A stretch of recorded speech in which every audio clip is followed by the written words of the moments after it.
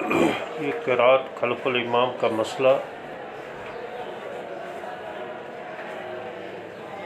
اتنا الجھا ہوا ہے، اور مالک کے اندر یہ بین الشوافع والاحناف معرکۃ الآراء رہا ہے۔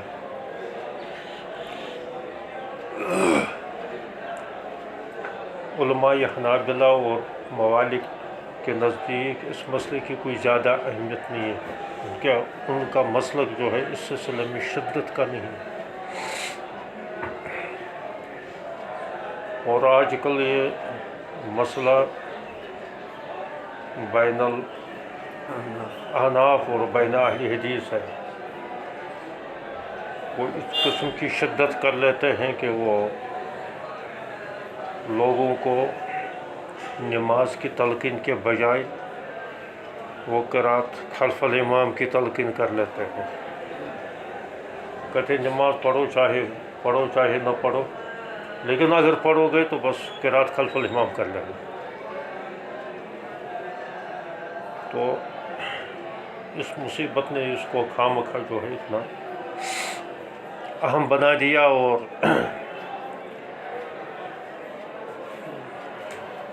علماء اور لوگوں کے اندر بھی اس کو موضوع بحث بنا لیا۔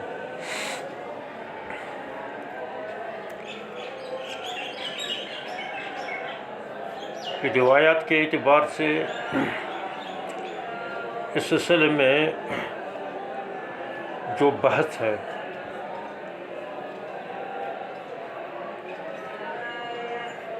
وہ ساری بحثیں اعلام السنن کے اندر جمع کر دی گئی ہے۔ علامہ کشمیری نے لکھا اس سلسلے میں علماء شوافع نے بہت سارے رسائل لکھے، کیونکہ شروع دور کے اندر، یہ محدثین کے دور کے اندر بھی یہ بہت موضوعی بحث رہا ہے۔ اسی وجہ سے امام بخاری رحمۃ اللہ علیہ نے بھی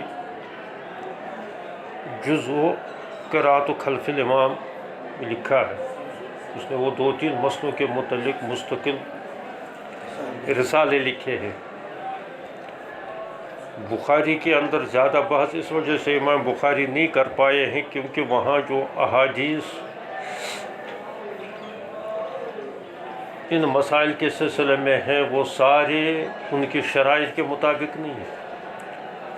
اس وجہ سے باب کے اندر ان احادیث کو وہ نہیں لا سکتے تھے جو ان کے شرائط کے اوپر پورے نہیں اترتے۔ وہاں جتنی چیزیں آثار یا اقوال صحابہ اور چند روایتیں جو ہیں اس سلسلے میں ان کو ملی، ان کے شرائط کے مطابق ان کو تو اس نے بخاری کے اندر لیا ہے، لیکن وہ جو اجزاء لکھے ہیں انہوں نے جزء رفع یدین، جزء قرات خلف الامام، تو اس میں جو ہے انہوں نے وہ روایتیں بھی جو دوسری کتابوں کے اندر ہے، دوسری کتابوں کے اندر ان کا تذکرہ تو آیا ہے، لیکن وہ سند کے اعتبار سے اس سلسلے میں کلام ہے، یا متن کے اعتبار سے بھی اس سلسلے میں جو ہے اضطراب ہے، تو اس معنی کر کے وہ ان روایتوں کو وہ انہوں نے جمع کیا ہے ان اجزاء کے اندر۔ اور اس کے بعد بھی اس سلسلے میں بہت سارے علماء نے بھی، محدثین نے بھی اس مسئلے پر لکھا ہے۔ احناف کی طرف سے اس سلسلے میں علامہ کشمیری نے لکھا ہے کہ میرے نظر میں کوئی ایسی مستقل کوئی کتاب نہیں گزری ہے، تو چونکہ یہ شوافع اس کو زیادہ اہمیت دیتے تھے تو اس وجہ سے یہ محدود ہی تھا، حنابلہ اور موالک اس کو زیادہ اہمیت نہیں دیتے تھے، اور احناف کے یہاں تو یہ مسئلہ ہی نہیں تھا۔ احناف کے یہاں تو بلکہ زیادہ تر اس وسط ایشیا کے اندر احناف کا مسلک رہا ہے، تو اس وجہ سے اس سلسلے میں کوئی زمینی طور تو باتیں آئی ہیں، صاحب ہدایہ نے بھی کیے ہیں، اور اس پر جو ہے کافی اور وافی شرح اس نے ابن حمام نے بھی کی ہے، اور دوسری کتابوں کے اندر بھی آئی ہے، علامہ شامی نے بھی کی ہے، تو بس اس کو کافی سمجھا گیا ہے۔ لیکن اب یہ پچھلے 40-50 سال سے جب سے یہ مسئلہ پھر اٹھا، اور شدت کے ساتھ جب اٹھا، کیونکہ شوافیہ تو دب ہی گئے تھے، اور دوسری بات یہ ہے کہ بہرحال سب بھی یہ سمجھتے تھے تو اب تو یہ مسئلہ ہی نہیں رہا، تو نمازی پر زیادہ آ رہی ہے، اب لوگ نماز ہی نہیں پڑھ رہے، تو کہیں یہ نحوست ہماری ہی جھگڑے کی وجہ سے تو نہیں پھیلی۔ ہم قرات خلف الامام کے مسئلے میں جھگڑتے رہے، لوگ کہیں گے کہ چلو جھگڑ سے بچنے کے لیے بہتر طریقہ یہ ہے کہ ہم نماز ہی نہ پڑھ لیں۔ تو جیسے عام لوگ جو ہے جب کسی مسئلے کے بارے میں اختلاف ہوتا ہے تو وہ بعد میں وہ کہتے ہیں کہ یہ اختلاف ہے، پتہ نہیں یہ کیا ہے، آج تک اس کا فیصلہ نہیں ہو پایا ہے، مولوی لڑتے رہتے ہیں، معلوم ہو رہا ہے کہ یہ ایسا ہی ہے، شاید یہ دین بھی جو ہے الیاذ باللہ مولویوں کا کوئی رچایا ہوا ڈھونگ ہے۔ تو اس سے بہتر یہ ہے کہ بس اپنے پیٹ کے متعلق سوچو، اپنی دنیا کے متعلق سوچو، پھر جو ہے جس وقت مرضی آ جائے تو وہاں بھی حاضر دے دو، مسجد کے اندر بھی کبھی کبھی، تاکہ لوگ جنازہ میں بھی آ جائے اور چہارم پر بھی آ جائے، پنجم پر بھی آ جائے، تاکہ اس کی انٹری بھی تو رکھنی ہے، قبرستان پر بھی آ جائے وغیرہ۔ تو بس لوگوں نے عام جھگڑوں سے پھر اس کا نتیجہ یہی نکلا، مباحثہ سے، مناظروں سے، جھگڑوں سے لاسٹ کا نتیجہ اس کا یہی ہوتا ہے۔ ٹھیک ہے، علمی لحاظ سے جس کا موقف جو بھی ہو، یا کسی کو کسی فقیہ کے ساتھ یا کسی محدث کے ساتھ زیادہ عقیدت ہو، اگر وہ ان کے طریقے کو اپنی حد تک تسلیم کر دے، لیکن دوسروں کے لیے حجت کیوں بنائے؟ یہ دوسروں کی حجت بنا لینا، پھر اس کا جو ہے اور مباحثہ کر لینا، تو یہ تو دین کے لیے بہت سخت ترین نقصان دہ۔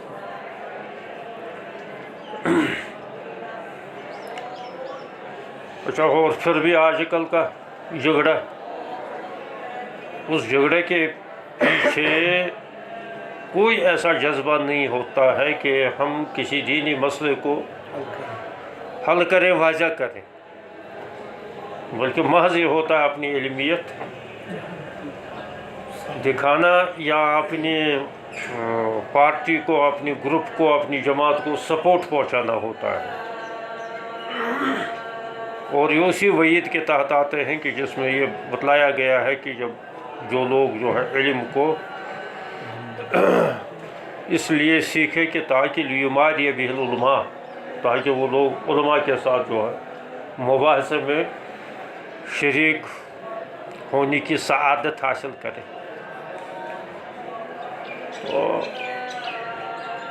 وہ بہت مضمون طریقہ ہے، اپنی اپنی جگہ بعض محققین احناف کا بھی کہیں کہیں یہ رہا ہے۔ یہ حضرت مولانا یونس صاحب رحمۃ اللہ علیہ، وہ جب کمرے میں نماز پڑھتے تھے نوافل کے اندر تو وہاں رفع یدین بھی کرتے تھے، مسجد کے اندر نماز پڑھتے تھے تو وہاں رفع یدین نہیں کرتے تھے۔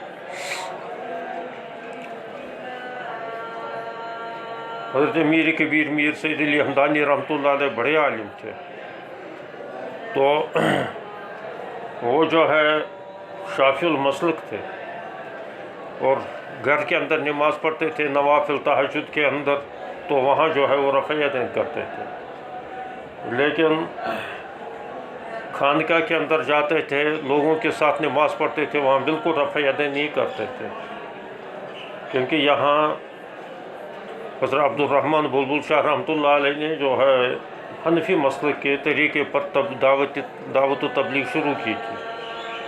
اس وجہ سے انہوں نے یہ سوچا ہے کہ اگر ہم جو ہے ایک دوسرا طریقہ اپنائیں گے، لوگوں کے سامنے وہ کہیں گے اوہو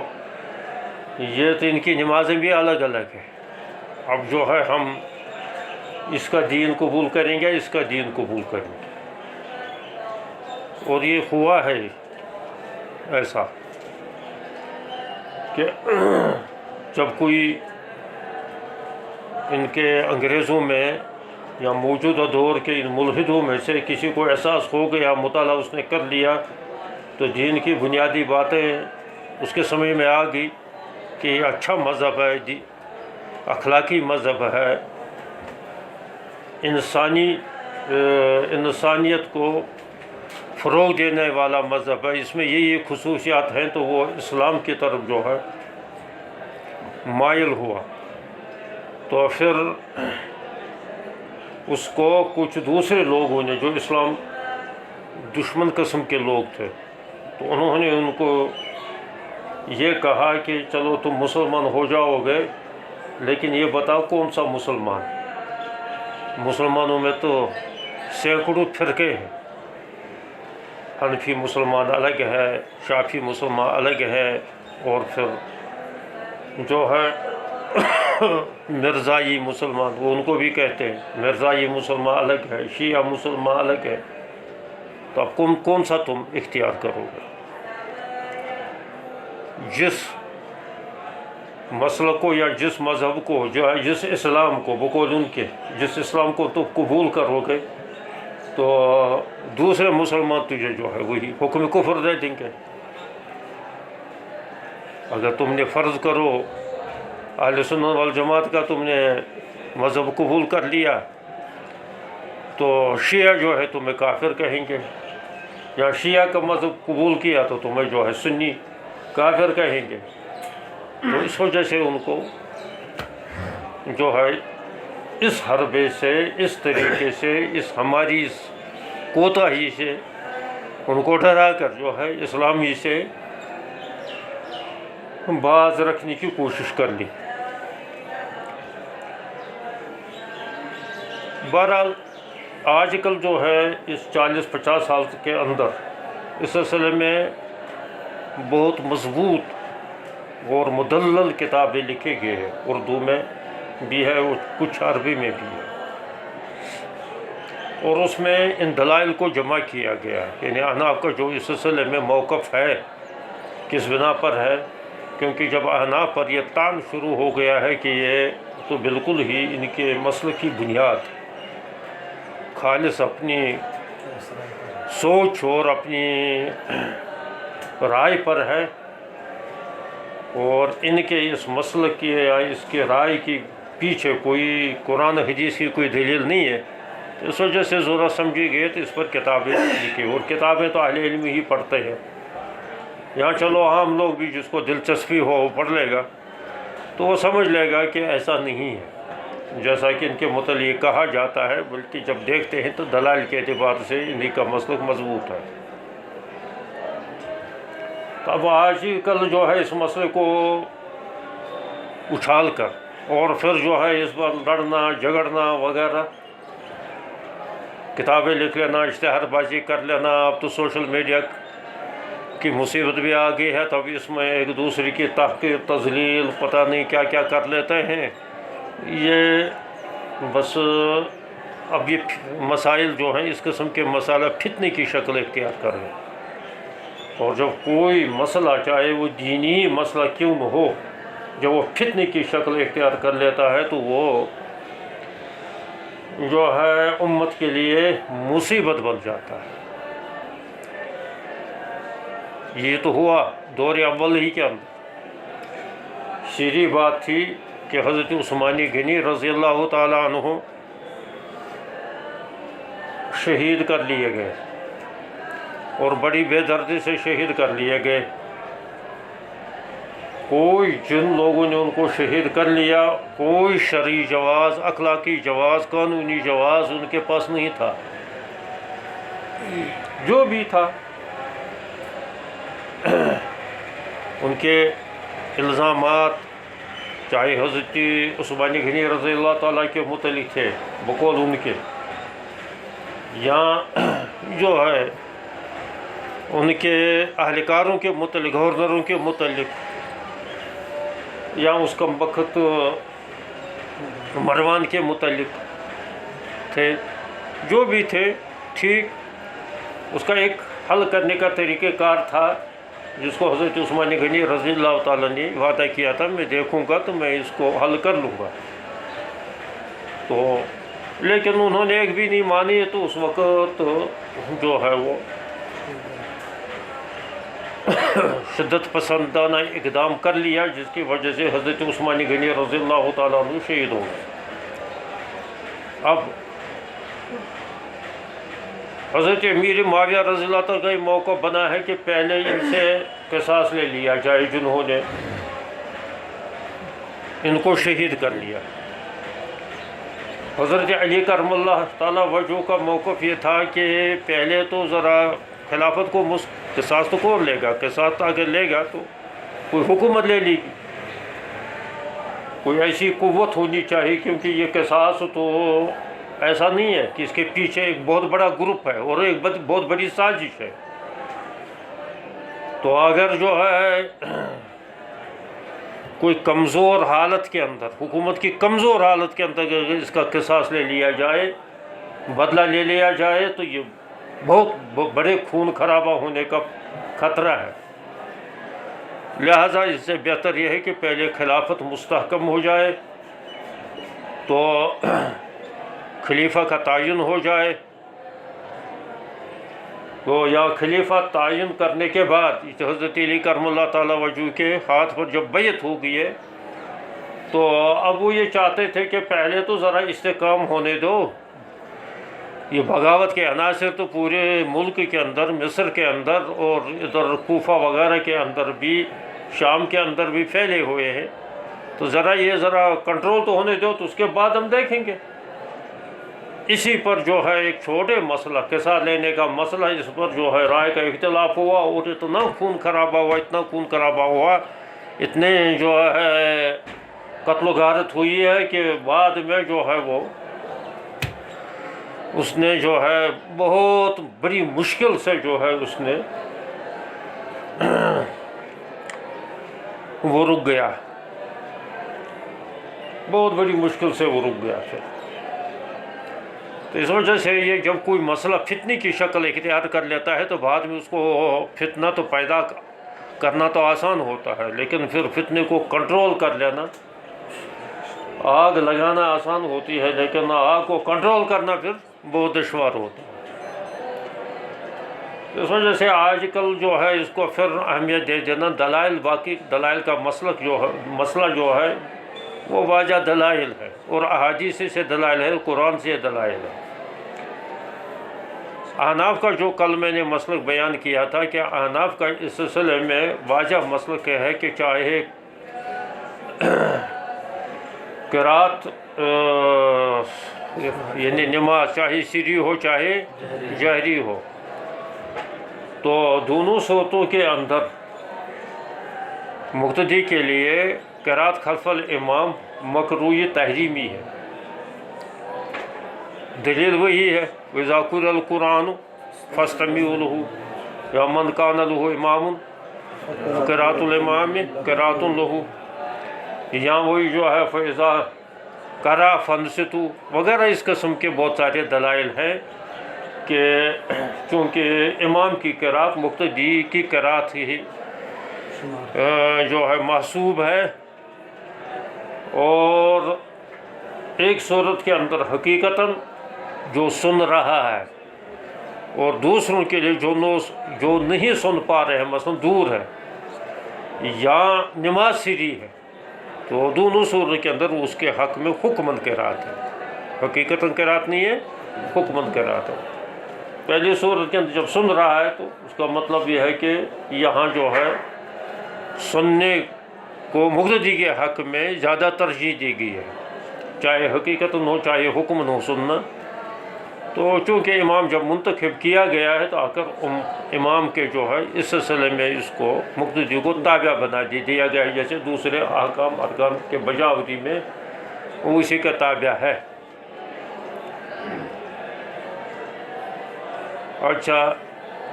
پھر میں نے کہا تھا کہ امام مالک اور امام کیا کہتے ہیں امام احمد بن حنبل رحمۃ اللہ علیہ کے نزدیک تو جہری نمازوں کے اندر وہ بھی اس کے قائل ہیں کہ عدم جوازی کے قائل ہیں۔ وہ کہتے ہیں کہ نہیں، مقتدی کو بہرحال اجتماع ضروری ہے، کیونکہ یہ قرآن کی آیت اسی بارے میں نازل ہوئی ہے۔ کیونکہ وہ میں نے پہلے بھی سمجھایا تھا کہ قرآن کی تلاوت کا اصل محل جو ہے نماز ہے، اور نماز کے اندر جو پڑھ لے گا امام تو، اور وہ بھی قرات جب جہری ہو، تو امام مالک رحمۃ اللہ علیہ اور امام احمد بن حنبل رحمۃ اللہ اسی کے قائل ہیں کہ یہاں اجتماع ہی اس پر واجب ہے، لہٰذا اجتماع ہی وہ کر لے اور خود خاموش رہے، اور ان حدیثوں کے بنا پر وہ کہتے ہیں۔ امام شافعی رحمۃ اللہ علیہ کے نزدیک ان کے متعلق یہ قول منسوب کیا جاتا ہے، قول جدید، کہ وہ اس بات کے قائل ہیں کہ واجب ہے۔ پہلے عدمی وجوب کے وہ بھی قائل تھے جب حجاز کے اندر تھے، لیکن جب مصر چلے گئے تو پھر وہ وجوب کے قائل ہے، یہ ہے ان کی طرف منسوب۔ علامہ امام نووی نے یہ لکھا ہے کہ یہ قول بھی ان کا کتاب العلوم کے اندر مذکور ہے۔ وہ میں نے بتایا تھا کہ پھر جس وقت اعلیٰ السنن جو ہے ترتیب ہو رہی تھی تو اس وقت علامہ بن نوری رحمۃ اللہ علیہ حیات تھے، اور وہ علامہ کشمیری کے بعد جو ہے علم حدیث کے اندر مدار سمجھے جاتے تھے، تو ان سے اس بارے میں جو ہے ان کی رائے بھی دریافت کی گئی ہے کہ آپ اس بارے میں بھی جو ہے اپنا موقف جو ہے بتا دیں تاکہ ہم اس میں درج کر لیں۔ تو انہوں نے کہا کہ امام شافعی رحمۃ اللہ علیہ کا قول جو جہری نمازوں کے اندر ان کی طرف منسوب کیا جاتا ہے کہ وہ اس کے وجوب کے قائل ہے، تو یہ میں نے کتاب العلوم کو صادف میں تلاش کیا لیکن وہاں نہیں ملا۔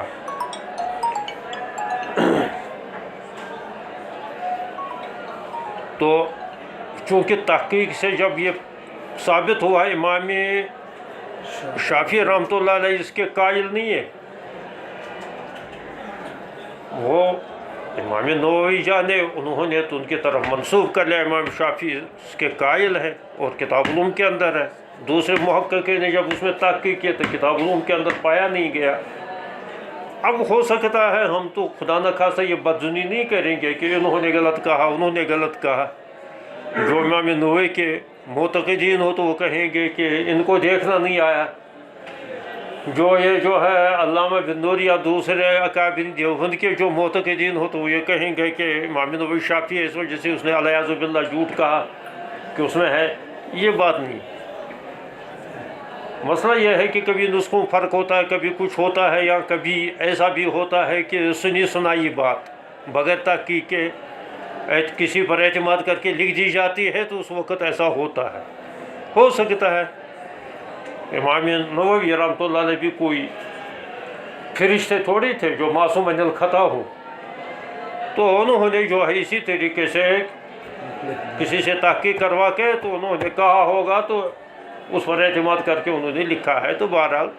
جب کتاب العلوم کے اندر نہیں پایا گیا، جو شوافی کی یہاں متداول کتاب ہے، امام شافعی کی خود تصنیف کردہ کتاب ہے، تو اب یہ لے دے کہ وہاں رہا ہے یہ شوافیہ کا مسلک، امام شافعی کا مسلک نہیں رہا، شوافیہ کا مسلک رہا ہے کہ شوافیہ اس کے قائل ہے کہ جہری نمازوں کے اندر بھی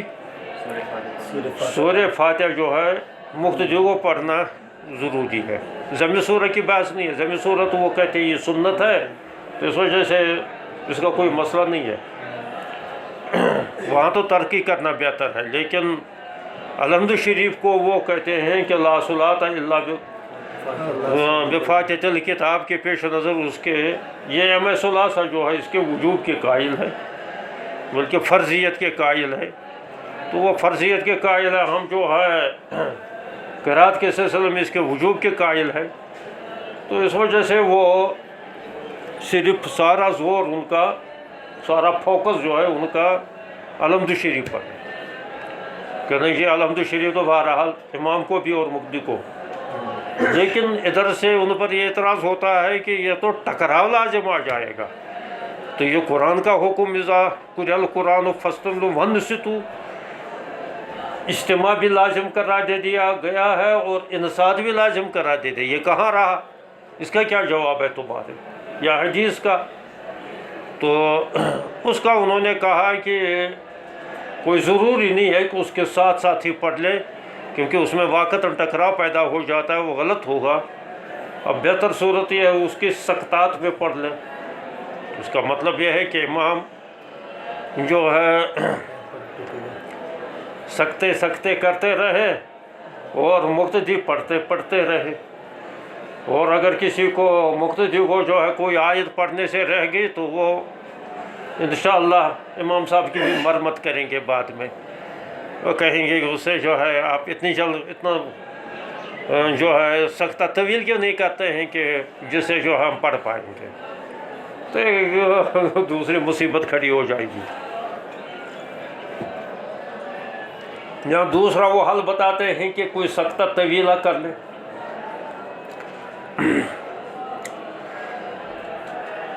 اور سکتہ طویلہ اس کے لیے تو کوئی سکتہ طویلہ تو اس کے لیے کوئی ثبوت چاہیے تھا کہ حضور صلی اللہ علیہ وسلم نے بھی کبھی سکتہ کیا ہے، اس کے لیے کوئی سکتہ طویلہ وہ پہلے وہ باب آ چکا ہے کہ اس میں جو ہے حضور صلی اللہ علیہ وسلم زیادہ سے زیادہ 2 سکتے یا ایک ضمنی سکتہ، اس میں 3 سکتے ثابت ہوتے ہیں، تو یعنی فقہا کے یہاں اس کو 3 میں تقسیم کر لیا گیا، 3 سکتے الحمد شریف کے اندر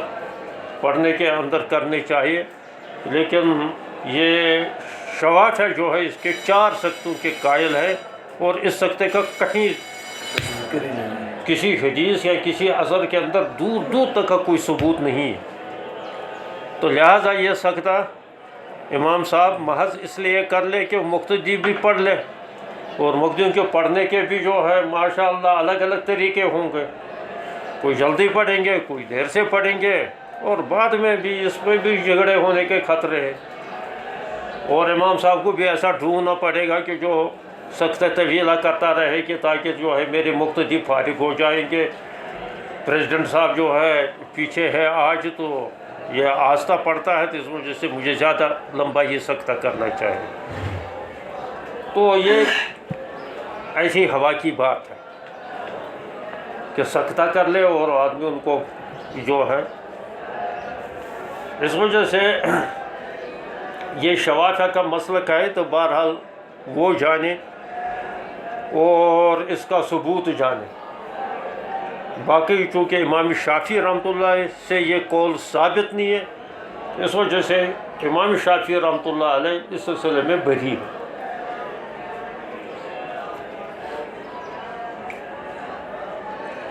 ایک ہے سری قرات کا مسئلہ،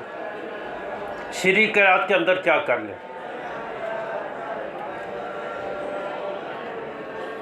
سری قرات کے اندر مسئلہ ہے کہ امام صاحب تو پڑھ رہا ہے،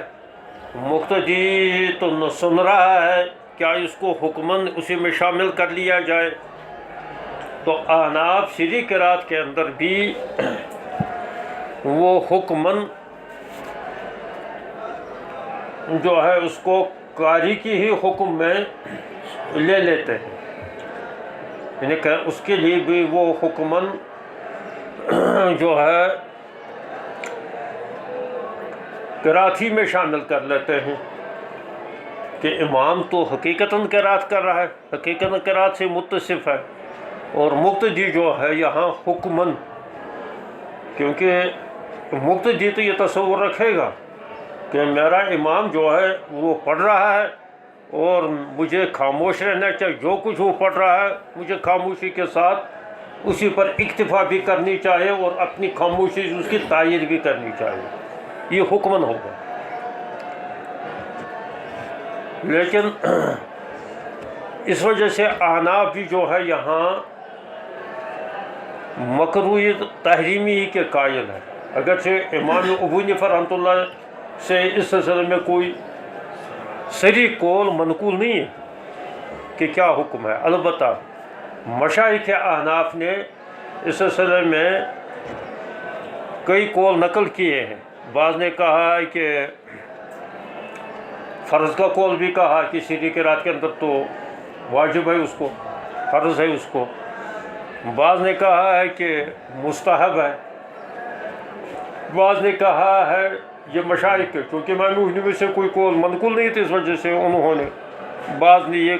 موقف اختیار کیا، بعض نے یہ جو شافعی کے دلائل سے متاثر ہوئے تو انہوں نے کہا یہ بھی فرض ہے۔ یہاں جو ہے بعض نے جو ہے امام مالک رحمۃ اللہ وغیرہ کی طرف ان کے دلائل کی طرف دلائل سے متاثر ہو گئے تو انہوں نے جو ہے وہ استحباب کا قول اختیار، اور ایک تیسرا قول ہے اباحت کا، یعنی بس جواز ہے اگر پڑھ لیں سری نمازوں کے اندر۔ اور بعض نے کہا ہے کہ مکروہ تنزیہ ہے، یہ 4 قول ہو گئے، اور بعض نے کہا یہ مکروہ تحریمی ہے۔ یہ 5 قول ہیں مشائخ احناف کے یہاں، لیکن مفتابی قول جو ہے مشائخ احناف کی طرف، مشائخ احناف کا، اکابر احناف کا مفتابی قول یہ ہے کہ سری نمازوں کے اندر بھی مکروہ تحریمی ہے۔ امام احمد بن حنبل رحمۃ اللہ، امام مالک رحمۃ اللہ اس میں زیادہ سے زیادہ استحباب کے قائل ہیں، اور وجوب کے قائل وہ بھی نہیں ہے، وہ بھی استحباب کے قائل ہے کہ پڑھ سکتا ہے سری نمازوں کے اندر۔ امام احمد بن حنبل رحمۃ اللہ کے اندر تھوڑی سی اور بھی وسعت ہے، وہ کہتے ہیں جہری نمازوں کے اندر اس صورت کے اندر ہے کہ جب وہ قرات نہیں سن پا رہا ہو، کہیں امام سے جو ہے دور ہو۔ لیکن آج جو ہے دور قریب اور بعید جو ہے کا مسئلہ یہ ختم ہے، تو سپیکر تو جو ہے کان میں گھسا لیتے ہیں ایسے، تو اس وقت تو جو ہے امام احمد بن حنبل رحمۃ اللہ کا یہ قول میں بھی ہوائی میں اڑ گیا ہے۔ ادھر سے حنفی کہیں گے کہ کوئی بات نہیں ہے، اگر وہ سن نہیں پا رہا ہے اور آپ کہتے ہیں اس کو الحمدللہ ہم جو ہے سپیکر اس کے کان میں لگائیں گے، سنائیں گے۔ بلکہ اور مصیبت کھڑی ہو گئی، ادھر سے اس مسجد کے اندر قرات ہو رہی ہے، ادھر کی بھی سن رہا ہے، اور ادھر دوسری مسجد پاس ہی میں ہوتی ہے، ادھر کی قرات ادھر کی قرات، اچھا ادھر سے وہ تکبیر رکوع کر رہا ہے، اور اس کو یہ پتہ نہیں چلتا ہے میرے امام نے جو کیا ہے باہر کہیں ہو ویسا ہوا ہے۔ ایک دفعہ جو ہے وہاں یو پی کے اندر اس کے اوپر بڑی لڑائی بھی ہوئی ہے کہ اس نے میرے امام نے یہ کیا تھا، یا جو ہے وہ پاس والی مسجد سے، یہاں سے نگر کے اندر بھی راج باغ کے اندر ایک دفعہ یہ جھگڑا ہوا، قریب قریب مسجدیں ہیں، تو اب جو ہے کبھی وہ ادھر سے بھی اسی ٹائم پر نماز، اہل حدیثوں نے بھی اسی پر ٹائم پر نماز، حنفیوں نے بھی اسی ٹائم پر نماز رکھی ہے۔ اب جب نماز جو ہے شروع ہو گئی ہے تو کبھی وہ کر لیتا ہے، تو یہاں کے لوگ جو ہے اس کے تکبیر پر جو ہے رکوع کر رہے ہیں، کبھی وہ کر رہا ہے، وہ تو یہ کر رہے ہیں، تو بڑا انتشار ہو گیا۔ ایسا ہوتا ہے، سپیکر نے اور ہی مصیبت کھڑی کر دی۔ غرض یہ ہے سری نمازوں کا مسئلہ۔ اب رہا مسئلہ دلائل کا۔ دلائل تو قدرتی بات ہے، امام ترمذی رحمۃ اللہ علیہ اور اکثر محدثین امام بخاری رحمۃ اللہ علیہ بھی، امام ترمذی رحمۃ اللہ علیہ بھی، امام ابو داؤد رحمۃ اللہ علیہ تھوڑے سے وہ نیوٹرل رہتے ہیں، وہ نیوٹرل ہے، وہ زیادہ سائڈ نہیں لیتے ہیں، لیکن یہ بھی چند مسائل کے اندر، اکثر مسائل کے اندر یہ ذرا سائڈ لے لیتے ہیں امام ترمذی رحمۃ اللہ علیہ۔ تو امام بخاری رحمۃ اللہ علیہ تو صلاح سامان لے کر کھڑے ہو جاتے، نہیں جی ہم کیا مانیں گے، ہمارے پاس حدیث ہے۔ تو اس وجہ سے یہ علم حدیث کے اعتبار سے جو ہے، جس کے پاس یا جو روایات تھی یا جنہوں نے جن روایات کو اپنے مسلک کے موافق ان کو معید سمجھا، تو ان روایات کو انہوں نے اپنی کتابوں کے اندر ذکر کر لیا اور موقع کرنے کی کوشش کی ہے۔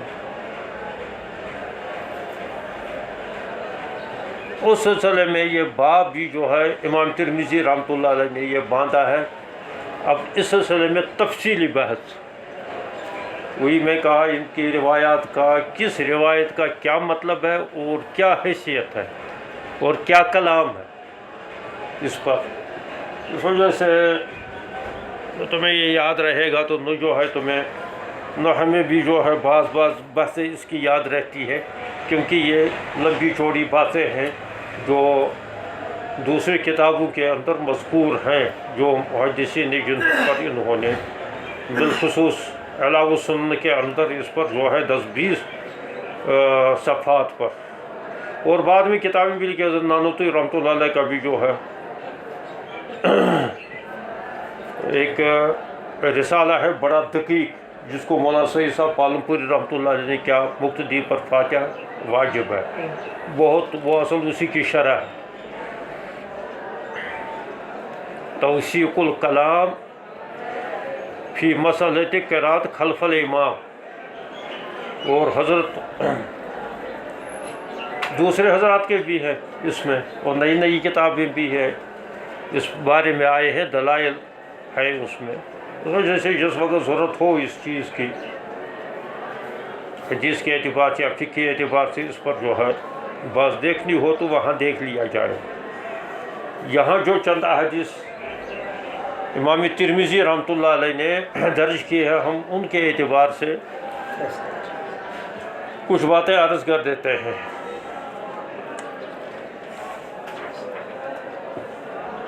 ایک تو قرات خلف الامام کے سلسلے میں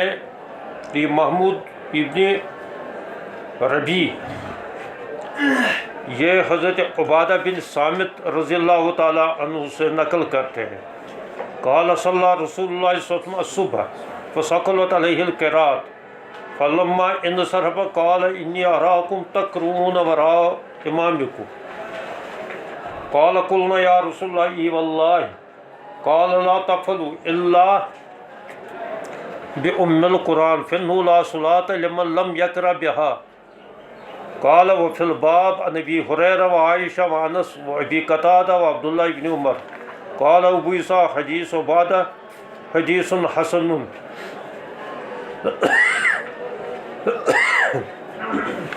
اس کو سمجھو پہلے، یہاں جو ہے محمود بن ربیع کی یہ صغائر صحابہ میں سے تھے، ان کی یہ روایت بیان کی گئی ہے، اور یہ صغائر صحابہ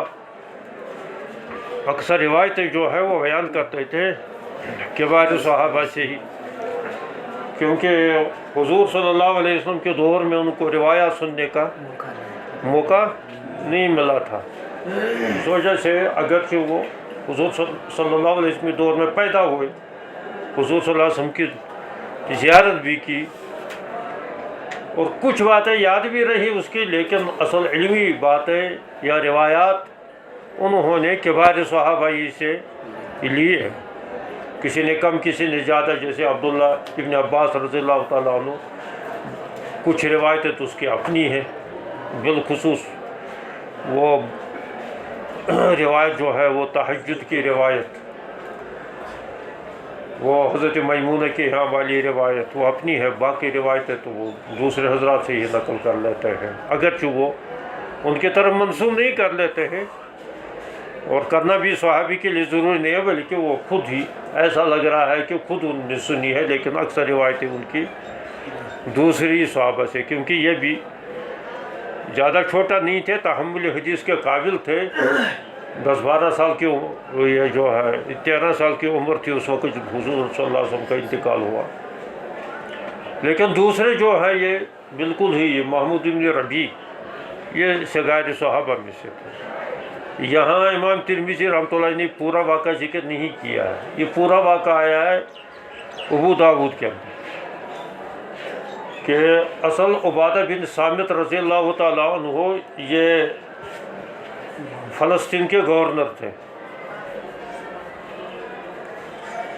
اس فلسطین وغیرہ علاقے کو فتح کیا تھا حضرت عمرو بن عاص رضی اللہ تعالیٰ عنہ نے۔ بعد میں یہ ایک دور کے اندر جو ہے یہ اس کے گورنر رہے حضرت عبادہ بن صامت، تو یہی نماز پڑھاتے تھے وہاں۔ تو ایک دفعہ فجر کی نماز کے اندر ان کو تاخیر ہو گئی، دیر ہو گئی ہے۔ اب ان کا مؤذن تھا ابو نعیم، تو انہوں نے جو ہے نماز شروع کر دی۔ تو اتنے میں جو ہے یہ بھی آ گئے، تو یہ بھی پیچھے کھڑے ہو گئے۔ اتفاق سے ان کے دائیں طرف جو تھے یہ محمود بن ربیع تھے۔ ان کو محسوس ہوا ہے کہ عبادہ بن صامت نماز کے اندر امام کے پیچھے کچھ پڑھ رہے ہیں۔ تو نماز سے فارغ ہونے کے بعد انہوں نے حضرت عبادہ بن صامت یہ جلیل القدر صحابی میں سے ہے، کبار صحابہ میں سے ہے، ان سے پوچھا کہ مجھے تو کچھ آپ کیا پڑھ رہے تھے نماز کے اندر؟ تو انہوں نے مجھے کچھ لگ رہا ہے کہ آپ پڑھتے تھے۔ تو انہوں نے جو ہے کہا کہ ہاں میں پڑھ رہا تھا، اور اس کی وجہ یہ ہے کہ ایک دفعہ حضور علیہ الصلوۃ والسلام صبح کی نماز پڑھا رہے تھے، تو فثقلت علیہ القراءۃ، بھاری ہو گئی ان پر قراءت، بھاری ہو گئی مطلب وہ دل تو چاہتا تھا پڑھنا لیکن زبان ساتھ نہیں دیتی تھی، بھاری لگتی تھی۔ جیسے کبھی انسان کو کچھ پریشانی ہوتی ہے تو زبان نہیں چلتی ہے،